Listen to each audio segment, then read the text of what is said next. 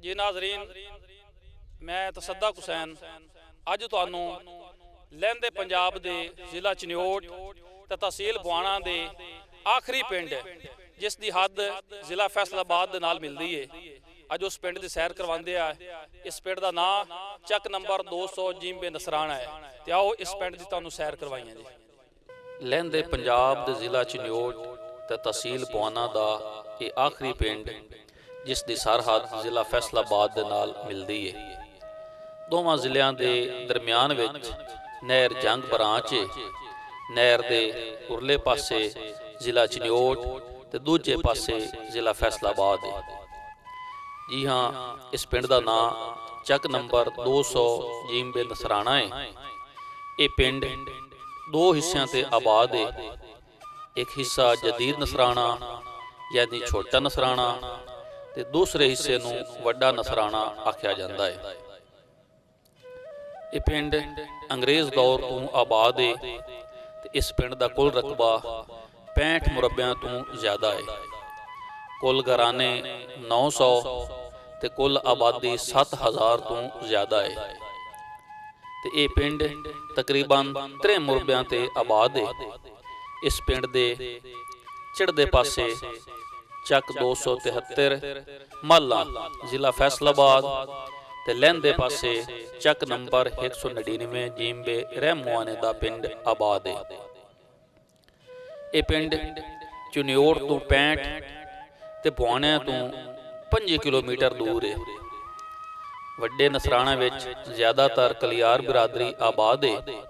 ते छोटे नसराणे विच अद्धे कलियार ते अद्धे सिपरा आबाद ने ते दूसरियां कौमां चों रेमे, मुसलम शेख, लोहार ते दिरखान ते नाई आबाद ने। दोवां पिंडां दा एको ही नंबरदार है ते दोवां पिंडां विच किसी भी बिरादरी दी एक दूजे नाल कोई दुश्मनी नहीं। मकान ते गलियां पुख्ता ने ते साफ सुथरियां ने। इस पिंड दी सब तो दिलकश खूबसूरती कि हर घर दे अगे एक एक दरख्त लगा है ते ये नज़ारा दिल नूं छू लैंदा है।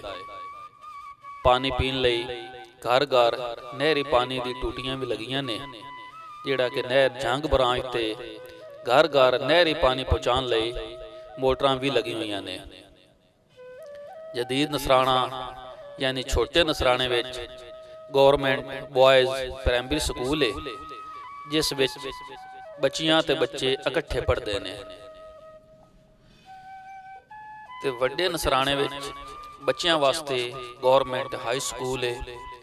ते इस स्कूल दे असातिज़ा बच्चियां ते बड़ी मेहनत करते हैं ते तां करके इलाका भर विच इस स्कूल पढ़ाई के हिसाब नाल बड़ा मशहूर है। बच्चियां वास्ते गौरमेंट गर्ल्स एलीमेंट स्कूल है ते मजीद मिडल तक प्राइवेट स्कूल भी मौजूद है। इस पिंड विच यूनियन कौंसल भी बनी है ते लोगों के इलाज मुआलजे वास्ते बुनियादी मरकज़ सेहत यानी मरियम नवाज हैल्थ क्लिनिक भी कायम है। दोवां पिंडां विच 6 मस्जिदां ने। ज़्यादातर अहले सुन्नत ते चंद एक अहले तशहीद दे घर आबाद ने। पिंड विच दीनी तालीम लई मदरसा भी कायम है, जिहड़ा कि दूसरे पिंडां चों भी बच्चे आके कुरान पाक हिफ्ज करते हैं। इत्थे दे लोग ज़्यादातर पढ़े लिखे ने, जिहड़ा कि टीचर्स, लैक्चरार्स, डॉक्टर्स, इंजीनियर्स, वकला, Punjab police, motorway police, traffic warden, army, rescue 1122, महकमा वापडा, PTCL ते दूसरे इदारियां विच ड्यूटियां सर अंजाम दे रहे हैं। इत्थे दे ज़्यादातर लोग ऑनलाइन काम करते हैं ते बाकी खेती बाड़ी करते हैं। इत्थे दे लोग बड़े मेहनती, सुलझे हुए ते बड़े मेहमान नवाज ने। बिजली पानी की सहूलत के नाल नाल गैस की लाइन भी मौजूद है, ਜੋ ਕਿ ਇਨਸ਼ਾਅੱਲਾ ਬਹੁਤ ਜਲਦ ਇਸ ਪਿੰਡ ਨੂੰ ਗੈਸ ਦੀ ਸਹੂਲਤ ਵੀ ਮਿਲ ਜਾਸੀ। ਇਹ ਪਿੰਡ ਸ਼ਹਿਰੀ ਸਹੂਲਤਾਂ ਤੋਂ ਘੱਟ ਨਹੀਂ। ਇੱਥੇ ਦੇ ਲੋਕ ਆਪਣੇ ਛੋਟੇ ਮੋਟੇ ਝਗੜੇ ਤੇ ਮਸਲੇ ਮਸਾਇਲ ਪੰਚਾਇਤ ਵਿੱਚ ਬਹਿ ਕੇ ਖੁਦ ਹੱਲ ਕਰ ਲੈਂਦੇ ਨੇ।